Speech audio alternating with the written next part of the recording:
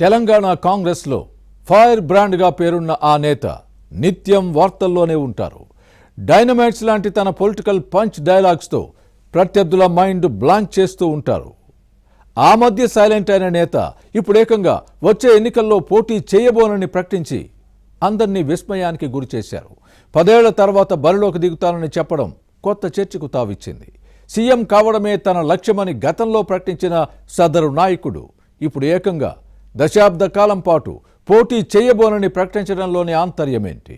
అస్త్ర సన్యాసం చేశారా? పాలిటిక్స్కు తాత్కాలికంగా బ్రేక్ ఇచ్చిన ఆ నేత ఎవరు? ఆయనకు బదులు కుటుంబం నుంచి ఎవరైనా బరిలోకి దిగుతారా? What's the story?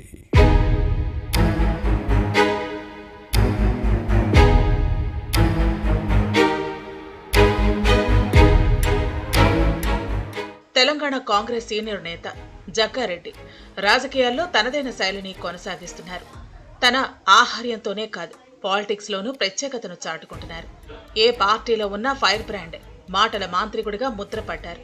తన పదునైన మాటలకు పొలిటికల్ మసాలా దట్టించి ప్రత్యర్థులను గుక్క తిప్పుకోకుండా చేసే జగ్గారెడ్డి ఈ మధ్య పొలిటికల్ వైరాగ్యం ప్రదర్శిస్తున్నారు. సంగారెడ్డి అభివృద్ధి, ప్రజా సంక్షేమమే ధ్యేయమంటూ సైలెంట్ అయిన జగ్గారెడ్డి రాజకీయాలకు ప్రకటించిన బ్రేక్ అందరినీ ఆశ్చర్యానికి గురిచేస్తోంది. వచ్చే ఎన్నికల్లో తాను పోటీ చేయబోనని సంగారెడ్డిలో నిర్వహించిన దసరా వేడుకల వేదికగా చేసిన కీలక ప్రకటన రాజకీయంగా కలకలం సృష్టించింది. సంబరాలకు హాజరైన అందరూ ఆశ్చర్యపోయారు. ఫైర్ బ్రాండ్ ఇలాంటి ప్రకటన చేయటం ఏంటా అని ఆశ్చర్యపోయారు. గత ఎన్నికల్లో ఓడిపోవటంతో ఆ వైరాగ్యం నుంచి ఇంకా తేరుకోలేదేమోనని అనుకున్నారు.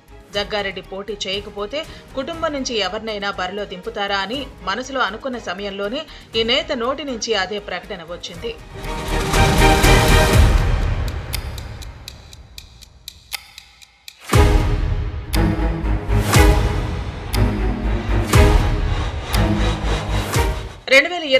ఎన్నికల్లో తనకు బదులు భార్య నిర్మల సంగారెడ్డి నుంచి బరిలోకి దిగుతారని జగ్గారెడ్డి చెప్పటం కాంగ్రెస్ శ్రేణులతో సహా దసరా ఉత్సవాలకు హాజరైన ప్రజలు విస్మయం నుంచి తేరుకున్నారు.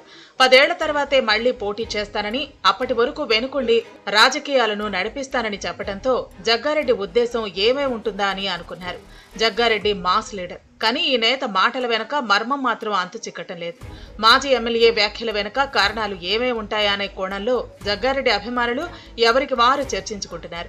ఇక పార్టీ కార్యకర్తలు, నేతలు మాత్రం తన నేత చేసిన ప్రకటనను ఎలా అర్థం చేసుకోవాలో తెలియక తలలు పట్టుకుంటున్నారు. 10 ఏళ్లు ఎన్నికల్లో పోటీ చేయబోనని మాత్రమే జగ్గారెడ్డి చెప్పారని, రాజకీయాలకు దూరంగా ఉంటానని ఎక్కడా ప్రస్తావించలేదన్న వాదాన్ని వినిపిస్తున్నారు కాంగ్రెస్ కార్యకర్తలు.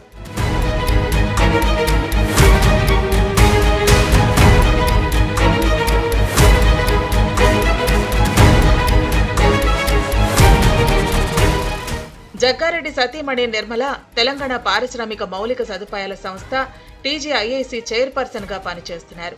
ఇద్దరు నియోజకవర్గంలో పర్యటిస్తూ ప్రజలతో మమేకం అవుతున్నారు.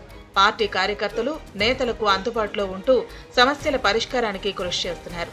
తాను రాష్ట్ర రాజకీయాల్లో బిజీగా ఉన్న నియోజకవర్గ ప్రజలకు అవసరమైన అభివృద్ధి పనులు నిర్మల చేయిస్తారని జగ్గారెడ్డి పలుమార్లు చెప్పిన విషయాన్ని గుర్తు చేసుకోవాలి. ఈ క్రమంలోనే వచ్చే ఎన్నికల్లో తన భార్య పోటీ చేస్తారని జగ్గారెడ్డి ప్రకటించడం చర్చనీయాంశంగా మారింది. కొన్ని నెలలుగా ఈ నేత రాజకీయంగా ఎలాంటి వ్యాఖ్యలు చేయటం లేదు. నియోజకవర్గంలో తరచూ పర్యటిస్తూ స్థానికంగా అభివృద్ధి పనులు, సమావేశాలు, సమీక్షలు చేస్తున్నారే తప్ప విమర్శలు, ఆరోపణల జోలికి వెళ్లటం లేదు. పార్టీ రాష్ట్ర కార్యాలయ, గాంధీ భవన్ వైపు కన్నెత్తి చూడటం లేదు. వీటికి తోడు వచ్చే ఎన్నికల్లో పోటీ చేయబోనని ఇటీవల చేసిన ప్రకటన మరింత ఆసక్తికరంగా మారింది.